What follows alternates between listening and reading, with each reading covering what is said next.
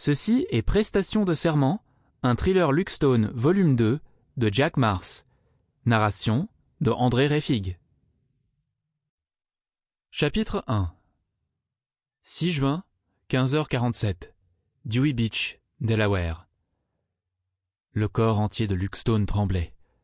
Il regarda sa main droite, celle avec laquelle il avait l'habitude de tirer. Elle était posée sur sa cuisse, et elle tremblait.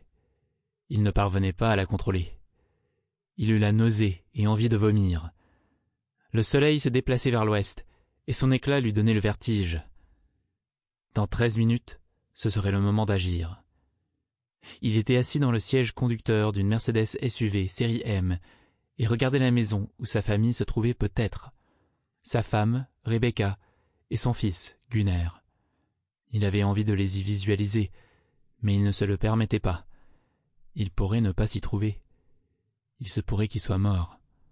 Peut-être que leur corps était enchaîné à des moellons et se décomposait au fin fond de la baie de Chesapeake.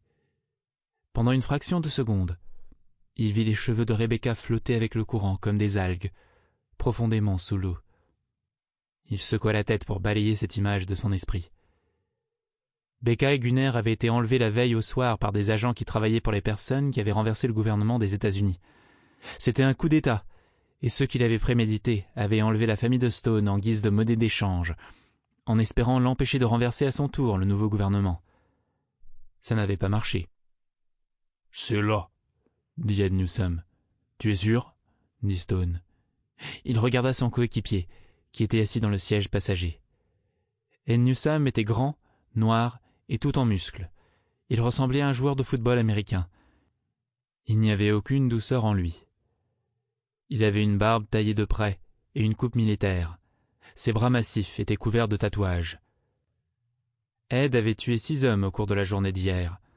On lui avait tiré dessus à la mitrailleuse.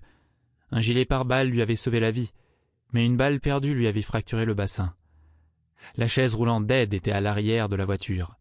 Ni Ed ni Luke n'avaient dormi depuis 2 jours. Ed regarda la tablette qu'il tenait en main. Il haussa les épaules. « C'est bien cette maison-là, mais je ne sais pas s'ils sont là. C'est ce qu'on est sur le point de découvrir. » C'était une ancienne maison de plage qui se trouvait à proximité de l'océan Atlantique. Elle faisait face à la baie et avait un petit ponton. Il était facile d'y amener un petit bateau et de l'y amarrer. Après ça, il ne restait plus qu'à traverser le ponton et monter quelques marches pour entrer dans la maison. La nuit était un moment propice pour le faire. L'endroit était utilisé en tant que planque par la...